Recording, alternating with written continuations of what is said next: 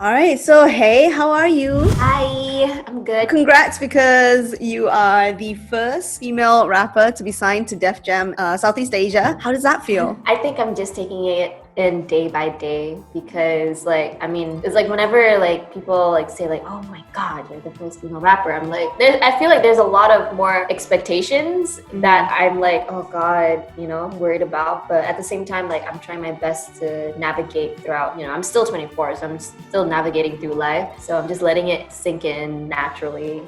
What was your first reaction when you first got news that you were going to get signed? I was just more of like in disbelief. I'm like, is this a joke? Like because I'm just like, hey yo, where did this came from? Because like I feel like growing up in an Asian household, you kind of like sort of planned your life out. Like, at least for me, like I've always planned my life out. Like I am a writer still.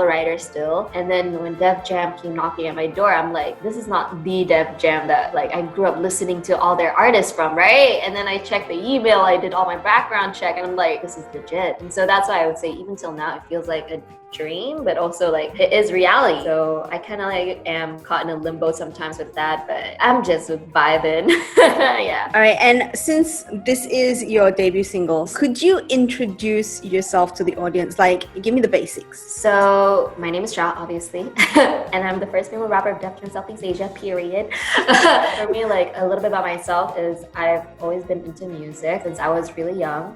As young as when I was like in first grade, I've already been into performing and just doing music in general, because back then when I was a kid, I was like, I idolized Britney Spears, okay? So I've always wanted to be Britney or just somewhat be like on stage performing in front of people, little kid things. And then as I grow older, I realized that I was still performing and I enjoyed it. And then me doing those things kind of gravitated me towards people who do music and make music and all of that. So those people I met in university. And then after that, like I kept on going at it without really thinking about it or forcing it. And then I dropped my first freestyle in 2018. I think from there it blew up because my first freestyle got a lot of attention and it got the attention of Joe Flizzo and Sona. So like they liked the video, and then I just kept going at it, and then here I am now.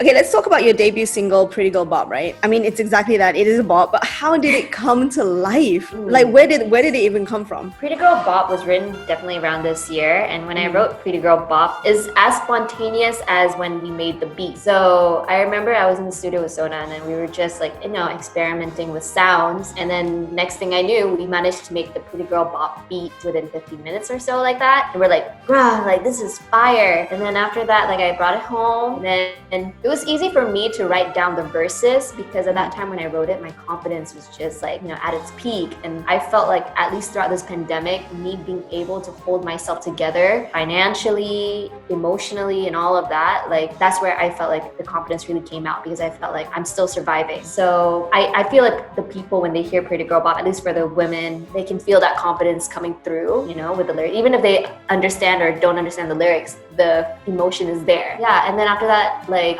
Sona shared the beat to Young Raja. Young Raja really loved it. And then I was just like, oh my God, like he loves the beat. And then yeah, next thing I knew, we were all in the studio together, well, with FaceTime with Young Raja, and then we made the chorus right there and then through FaceTime.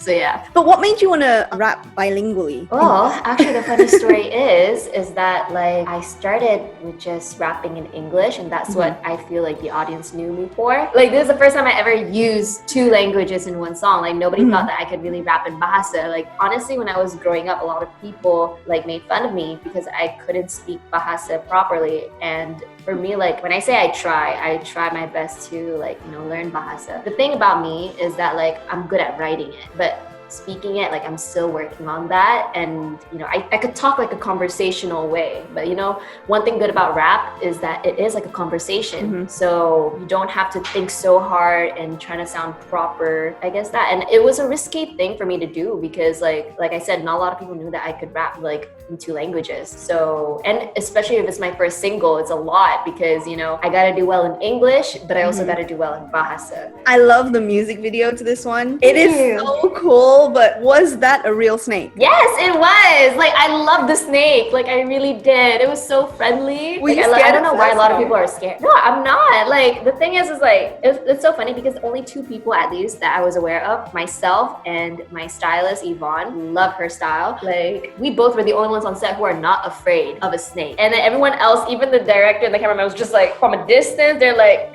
and then every time the snake almost falls off of me, they're like, okay, get the guy to take care, like the handler. And I'm like, no, I got it. And I'm just like cuddling the snake, kissing the snake, like. Because it's a huge snake.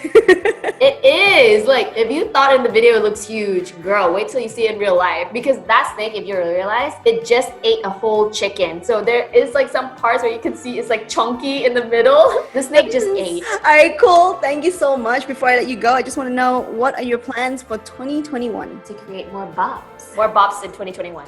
Have you got anything lined up?